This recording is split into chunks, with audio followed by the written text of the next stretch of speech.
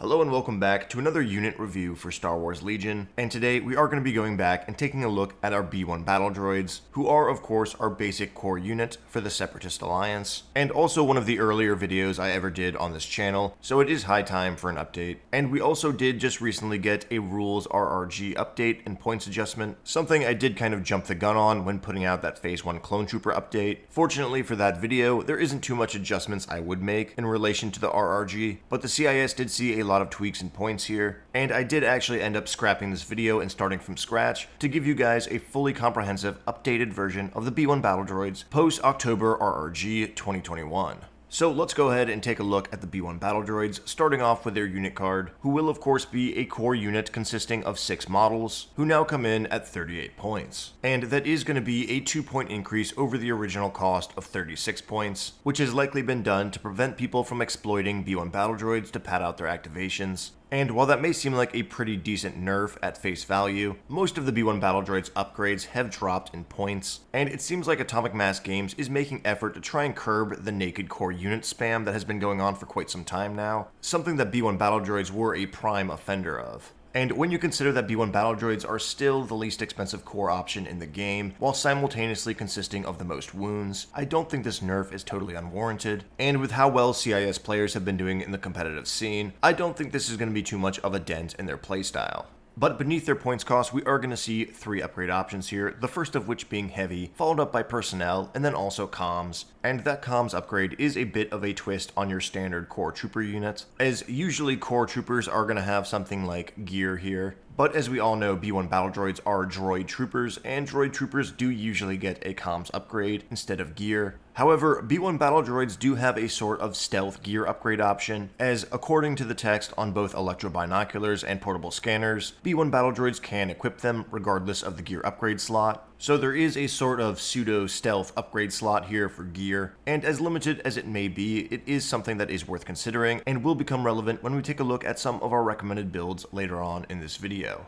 And moving over to the right hand side of the card, we are going to see that B1 battle droids are droid troopers, as mentioned earlier, and that means they do not suffer from the effects of suppression, which is a bit of a double-edged sword here, as suppression tokens do usually give you cover 1. So while B1 battle droids aren't going to be suffering the effects of suppression and losing activations, they also aren't going to get any cover from suppression, which is pretty relevant when you consider how fragile they actually are. Now, keep in mind that just because they don't suffer the effects of suppression does not mean they can't break or panic, and should they receive double their courage value in suppression tokens and there's no leader nearby, they will panic and try and run off the board like most other units. Because as we all know, while B1 battle droids might be soulless fighting machines, they are also still giant cowards. But below that, we are going to see that B1 battle droids have a white defense die backed up by a courage and health value of 1, followed up by no innate surges, meaning these guys are going to be as flimsy as cardboard when it comes to making saving throws, and their sheer volume on the battlefield is what's going to keep them present more so than the durability offered by their stats. Below that, we are going to see that they have a speed 2 movement, which is very standard for core trooper units, followed up by a white dice in melee and their E5 blasters that will throw a single white dice at range 1 to 3.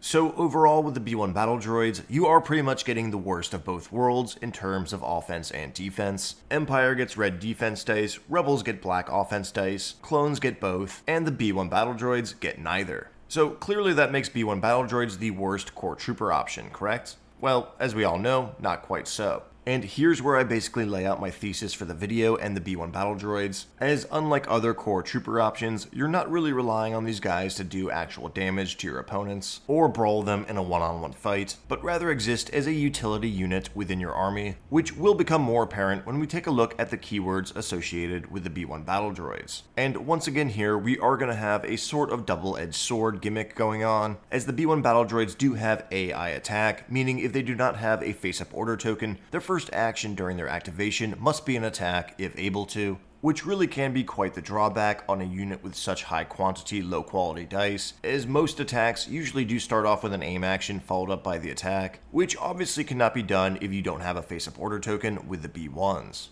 However, our next keyword is going to help mitigate this drawback, as it is going to be Coordinate Droid Trooper, meaning when this unit is issued an order, you can also issue another order to a friendly Droid Trooper unit at range 1. And this is really the keyword that gives B1 battle droids their identity on the battlefield, and really what makes them such a powerful utility unit in your force. In theory, if you are running 6 full B1 battle droid squads, a single order could get them all face-up order tokens, which gives you a remarkable amount of control over your activations, and can be used to great effect to get order tokens onto other units who otherwise wouldn't usually receive one. And this coordinate ability really is one of the core mechanics of the CIS faction, and makes B1 battle droids the sort of central nervous system for the faction and most separatist lists. So overall, while B1 battle droids are incredibly poor at sending or receiving fire, they do give your faction a remarkable amount of activation control, and will also provide a large surplus of wounds for a relatively inexpensive cost, which makes them great objective humpers and also not that much of a tax unit in the core rank, as you are required to take 3 in a list. But let's say you are trying to get some combat efficiency out of your B1 battle droids, as that is when you are going to want to start looking at your heavy weapon upgrade options here, of which we are going to have 4. And first up, coming in at just 16 points, is going to be our E5C Trooper, a heavy weapon that is going to be throwing 3 black dice at range 1 to 3, which will pair perfectly with your standard unit profile, and provide you with what I would call a solid anchor of dice, which will give you more reliable results over your standard 6 white dice.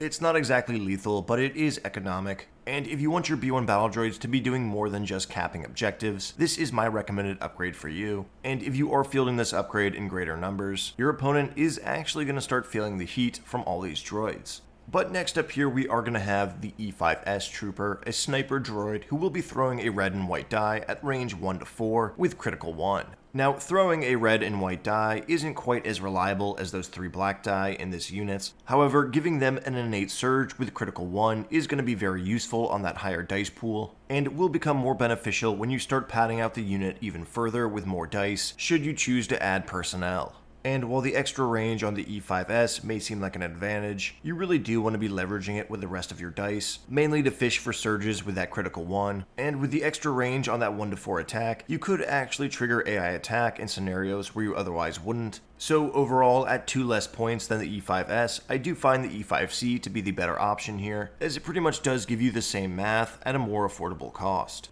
But next up, we are going to have the E60R rocket launcher, an exhaustible weapon that is going to be throwing a red and 2 black dice at range 2 to 4 with impact 2. And this is very clearly our anti-armor option here, and has since dropped from 20 to 18 points, much like the E5S. But with all 3 of these weapons covered so far, we must remember that those 2 points have been moved over to the initial unit cost, so a naked B1 squad running any of these upgrades is going to cost the same now, post RRG, as they would have before then. And in my previous iteration of this video, I did talk a lot in depth about the E60R, and we are going to make use of it in a recommended build later on in this video. But to sum things up incredibly bluntly, there are just better options in this faction for impact weapons, and if you are running an exhaustible weapon in your B1s, you are going to need to reliably negate AI attack, and for the most part that means pairing it with a T-Series tactical droid in that personnel slot, which will bring the squad up to 74 points. And at that point, I think it is simply worth going the extra mile and getting the B2 Hat Squad, who will give you more wounds, better dice, and also armor 1, and most importantly, the blast keyword.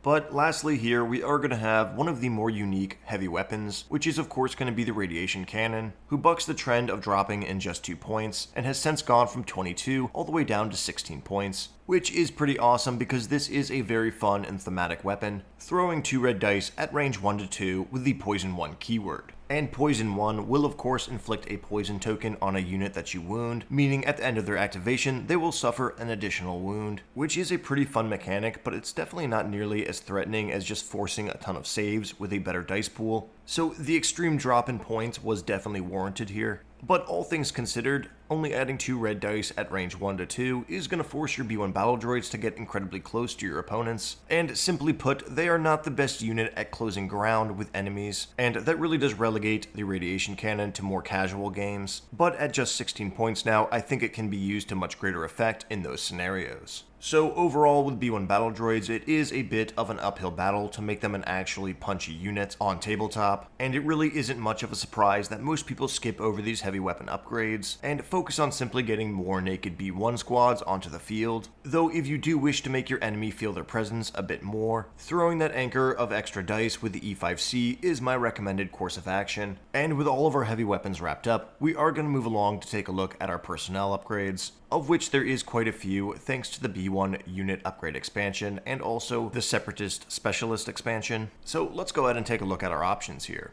And first up here is going to be our standard B1 battle droid that is simply going to add another white dice and another wound to the unit, and has since dropped from 6 down to just 4 points, making him a rather enticing buy, and again fits in with AMG's efforts to try and negate people from padding out activations with naked core units, and further entice them to actually take upgrades within them. But even prior to this nerf, I was a big fan of adding that extra wound into this B1 battle droid squad, as it is extremely inexpensive. And regardless of how flimsy this unit may be overall, having 7 wounds in a 42-point unit can very simply become a volume of wounds that your opponent cannot blast off the table in a mere 6 turns. So even if you are running your B1 battle droids as total chaff and expect them to do nothing more than sit on top of an objective, padding them out with an extra wound for just 4 points may very much be worth it. But next up here, we are going to have the B1 Security Droid, an exhaustible upgrade that will allow you to negate the effects of AI attack for a turn, and has since dropped from 9 all the way down to 6 points. And I have to say, this is probably one of the last upgrades I would ever take in a personnel slot on the B1 battle droids, as honestly, it's really not that hard to negate AI attack already with Coordinate, and for the most part, B1 battle droids aren't really making those power plays that rely on you negating AI attack to get full activation control, and overall, I'm not really sure where this card would ever be relevant other than scenarios where you already goofed up with either your order control or how you maneuvered them around the battlefield. And overall, B1 battle droids are one of the last units in the faction that actually care about ignoring their AI, and from my perspective, it's far more important to get those face-up order tokens on them and get more activation control than it is to actually negate AI. And because of that, I think B1 security droids are tonight's biggest loser, though I will admit that the points adjustment does make them far more considerable than they used to be. Though with the points you would save from taking a standard B1 personnel over a security droid is something that can potentially add up fast, from 4 up to 12 points, which honestly can get you much more reliable upgrades on much more important characters.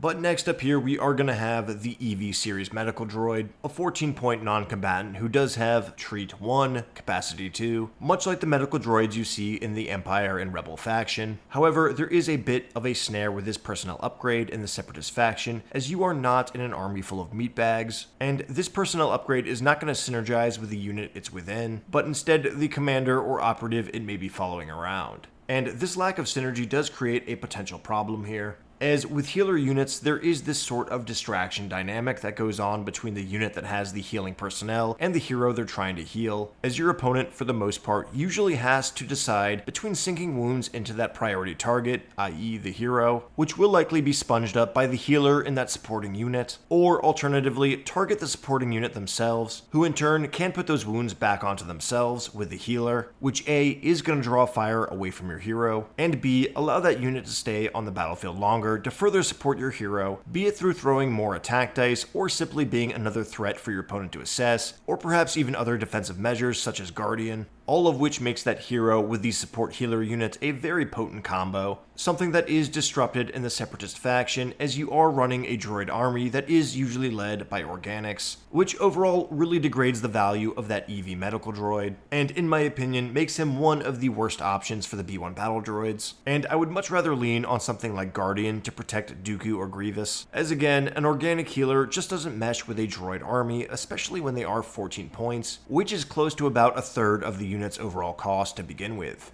But next up here, we are going to have the OOM series droid, a personnel upgrade that has dropped from 12 down to 8 points, and will not only be your squad's new leader, but also increase your coordination range from range 1 up to 2, effectively doubling it. And while I am still a very big fan of the OOM series battle droid, in a game like Legion where you are allowed to pre-measure your movements and distances, you really are being taxed for a luxury here, and most experienced players will make sure their B1 battle droids maneuver across the battlefield without breaking coordination. And it is also worth noting that B1 battle droids do excel when in close vicinity of each other, which for most players really negates the necessity for this upgrade to begin with. However, if you are a new player to the Separatist faction, I would actually highly recommend taking the OOMs for a spin during your first few games, as it will be much more forgiving as you move your models around the tabletop until you get the hang of coordinate and measuring distances. But after that, we are going to have our PK series worker droid, who is a non-combatant, coming in at 12 points with the Repair 1 Capacity 2 keyword. So much like the EV series droid, this is very comparable to the astromechs in the Empire and Rebel factions. However, contrary to the EV series droid, the conundrum for the astromechs works in favor for the PK series, as you are now in a faction where the Repair keyword gets you much more healing capabilities and options than it would so in other armies. So while running B1s with an EV may not be the most potent way of keeping Dooku or Grievous alive, it very much is a viable strategy when camping them next to something like, say, an AAT, or perhaps a Persuader class tank transporting some B2 Haas, as your opponent is then going to have to choose between targeting an actual threat who will be healed by the B1s with the PK, or dump a few attack pools into that humble B1 squad in effort to snuff out those heals. I'm especially a big fan of a B1 PK squad running alongside B2s, as with a bit of flexible imagination, that PK kind of counts as an extra B2 at just 12 points, which is 3 points cheaper than a 15-point standard B2.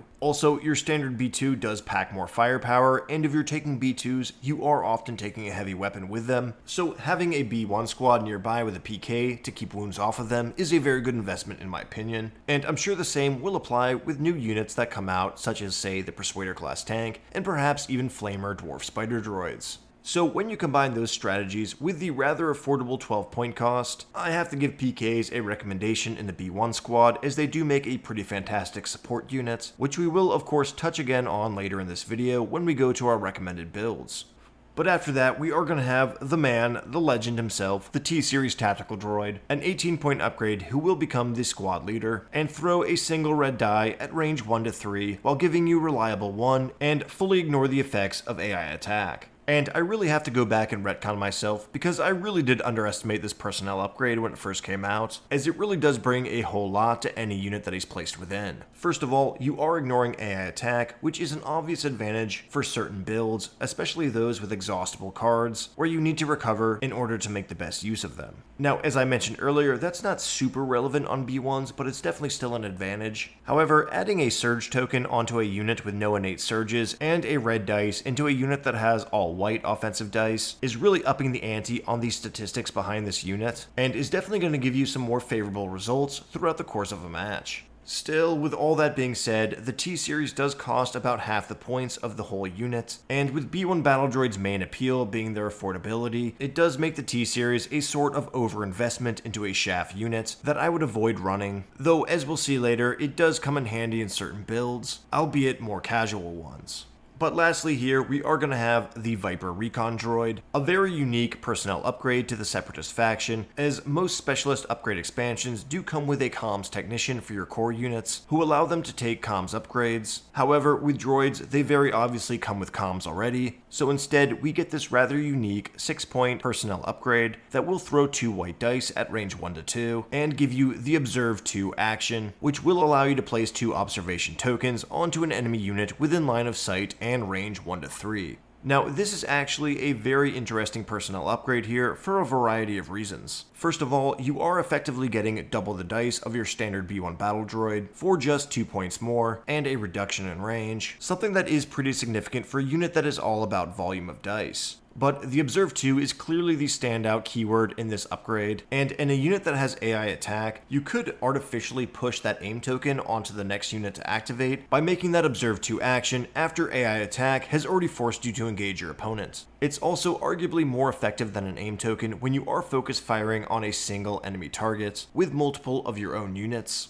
as the observation token can allow you to reroll better dice with better keywords from different units, all while being cheaper than electro binoculars and benefiting the unit it's within more. So while there isn't really any prevalent meta with the observation tokens, the Separatist faction, thanks to the Viper Recon Droid, is definitely the best equipped to do so should the occasion arise. And while this doesn't quite make the cut for recommendations for me, it is something worth fooling around with in more casual games, and I think it will pair nicely with other units who throw a lot of high quality dice, such as AATs or perhaps Darth Maul, and I think dropping from 8 to 6 points does go a long way for this personnel upgrade. but that will put a cap on all of our personnel and move us along to our comms upgrade. Again, an upgrade that is somewhat unique to droid troopers, at least in the core rank, and there are actually some decent options here. But first up here, we are going to have Comms Jammer, a somewhat situational 5-point upgrade that will of course block enemies nearby from receiving a face-up order token from another source. And with B1 battle droids having such a large footprint on the board with their large wound counts and spammable squads, taking Comms Jammers on perhaps 2 to 4 B1 squads can actually really blanket the board with some order denial capabilities. And I do think that would be a strategy that most opponents would simply not be prepared to deal with. And with low point bids to get objective and deployment going the way of the Dodo, or at least potentially so with the new RRG, I think the Separatists are going to have enough free points, and I would encourage players to actually go out and try this, as I do think it has a very strong potential to be incredibly disruptive, and this faction more so than any others definitely has the points to spare to try this strategy.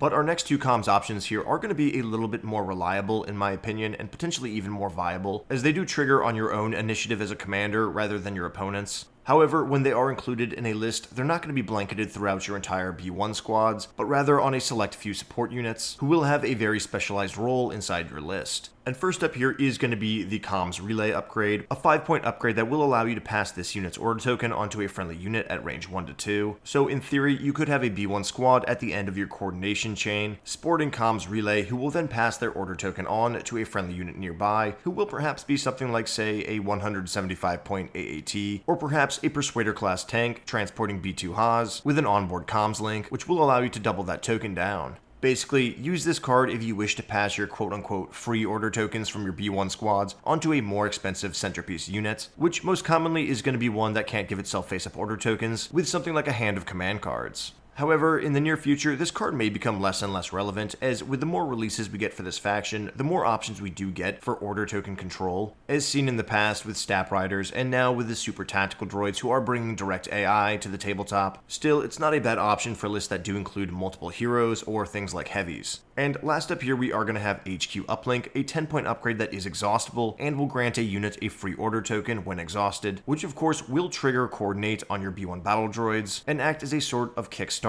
to get those order tokens going, ideally on turns where somebody like Darth Maul plays a 1-pip, which would traditionally leave you with a giant pool of face-down order tokens that you would have to blindly pull from. Still, as I mentioned earlier, this is an upgrade that you will likely only be taking once on your B1 battle droids. It's not something you layer into every unit, and it will require you to be very familiar with your list and strategize how they're going to maneuver and when this will be tapped. Otherwise, you may not be making the best use of this 10-point upgrade. However, that is going to wrap up all of our comms upgrade options here that I would recommend and move us along to our quote-unquote hidden gear upgrade slot, as again, electro binoculars and portable scanners do allow them to be equipped onto B1 battle droids, even though they don't technically have a gear upgrade slot. And in relation to earlier comments with things like the PK series droid, these are actually pretty valuable upgrades on the B1 battle droids, as their low cost does make them a good support unit, one that can readily push dodges or aims onto more critical components in your list. And their ability to coordinate once again will shine here, as you will be able to get face-up order tokens on them reliably to ensure full control over when they activate, ensuring your heavier hitting units are going to have those tokens when they need them the most. However, which one of these two upgrades you choose will depend on your list and what you're trying to do. Generally speaking, aim tokens are more valuable than dodge tokens, and that is represented in the difference between cost in electro binoculars and portable scanners. However, the decision to run one or the other is going to rely on what kind of list you are building and how you anticipate your units to interact with each other, notably again with your order control. For example, if you are running a character like Darth Maul, who does make great use of aim tokens, you may actually want to go with portable scanners instead, as Darth Maul does have deflect, which gets extra utility out of that dodge, and in most scenarios when you're playing Maul, you are going to want him activating before a B1 battle droid squad. So after he makes his alpha strike and his order token is face down, then your B1s can activate and give him that dodge token to use passively for the remainder of the turn. So there really isn't a clear-cut answer for which of these gear upgrades you should add for a support role, as it really does depend on what list you're running and how you want them to interact with each other, and ultimately neither are a must-take upgrade for your B1s, as just because they do make viable support units does not mean they have to be run that way, and a mob of B1 battle droids can definitely be run as their own independent element within your list.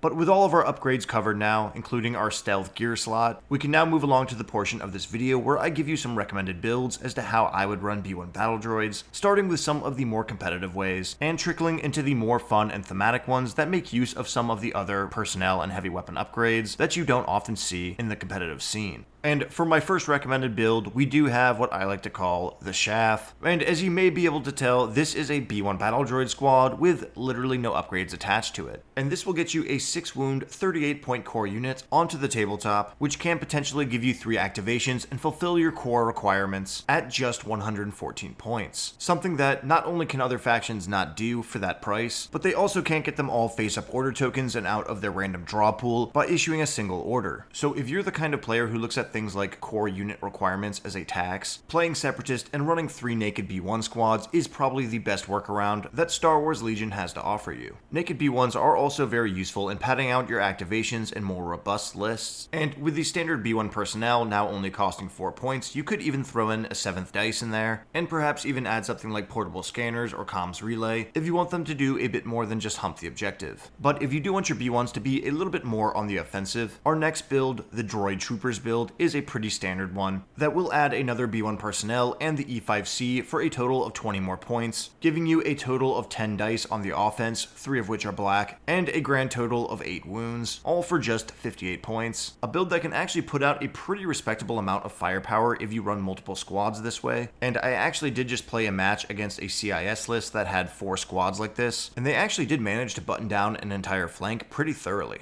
So if you're new to the faction and perhaps you only have a core set or 2 to start playing with, I would definitely recommend you try running your B1 battle droids in this manner, as it definitely gives your force a little bit more backbone than they otherwise would have without these upgrades, and it's going to feel a bit more rewarding to activate your B1 battle droids in the time you're learning to play the faction. But next up here, we are going to start sliding into our more thematic builds, the first of which I'm going to dub the support node. And this one actually does kind of take a lot of elements of a B1 support squad that would be a very viable and potentially competitive build, and kind of just overload it by dumping it all into one squad who can do multiple things. So really, if you are trying to run B1 battle droids as a support squad, this is pretty much your smorgasbord of upgrade options, with our prioritized options at the top being a sort of order control command squad, doubling your coordination range with the OOM series personnel, which will of course come in handy when you tap this HQ uplink upgrade present here, which as mentioned earlier will help you kickstart that daisy chain of face-up order tokens with your coordination, and once that action is performed, you can then make a recovery so this squad can untap HQ uplink and do the same again next turn, and then spend their next action passing a green order token onto a friendly unit with either electro binoculars or portable scanners. Alternatively, if you want this B1 squad to focus on supporting another unit rather than managing your B1s, you could drop the OOM and HQ uplink for something like an EV Medical Series droid or a PK worker, and then get something like comms relay, which would really work out nice alongside something like, say, a heavy vehicle, or perhaps a second or third hero in your list who's not going to be playing as many command cards. But if you are kitting out the squad to its full support potential, it is going to come in around the 64 point range, and I would recommend assessing which upgrades you actually need for the gimmick that you're trying to pull off, and to consider dropping some to save points if need be.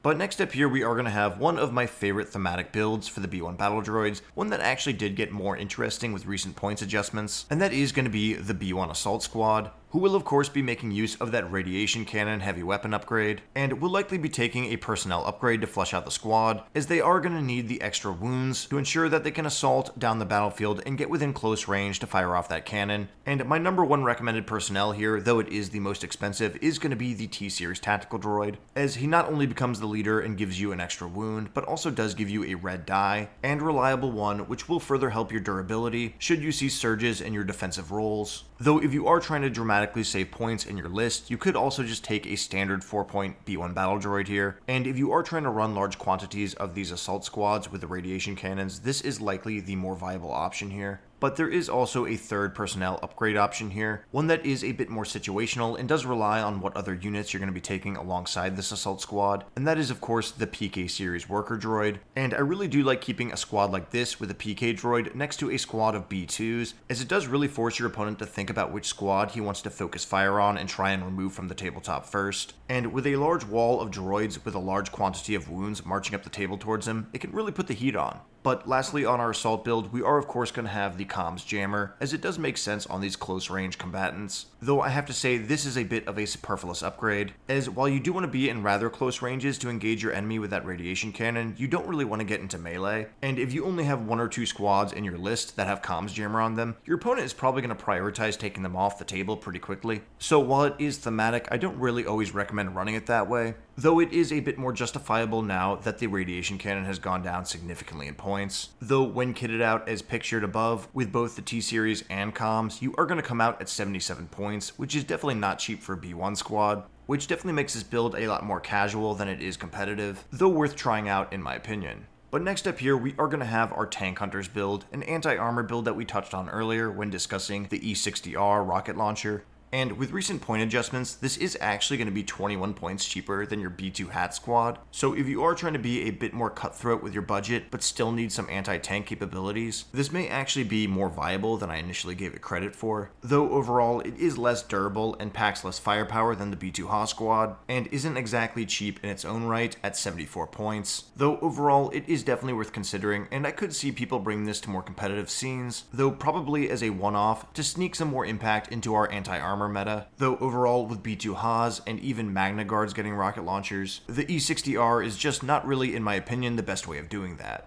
And lastly here, probably the most fluffy build I'm going to recommend is going to be our Droid Recon squad, making use of the E5S Sniper Droid and the Recon Viper Droid, who will be dishing out observation tokens for other units to use while the sniper takes pot shots, perhaps from a comfy barricade near an objective, which may make for a decent little objective humping support unit at just 62 points. Though I do have to make note that the Viper Recon Droid is down to just 6 points, which is 2 points more than your standard B1, while throwing double the dice at 1 less range, which is actually a bit at odds with the sniper rifle's long range, though in this scenario you are more focused on getting those observation tokens. But if you want to feel a bit daring with that Viper Recon Droid and try to make those 2 dice work for you, you could actually sub out the B1 Battle Droids for the Viper Recon Droid in any of our previously recommended builds, as it is incredibly cheap now at just 6 points. But that will wrap up all of my recommended builds for the B1 Battle Droids, and as you can see, there is a lot of different ways you can run this unit, and many different approaches as to how they will slot into your list and what you equip them with, which will segue into my final verdict on how I feel about the B1 Battle Droids as a unit. Well, as previously demonstrated, they are an incredibly flexible utility unit, one that can work as simple activation padding, or can act as a massive wall of wounds that your enemy will simply not have the quantity of dice to chew through throughout the duration of a 6-turn game.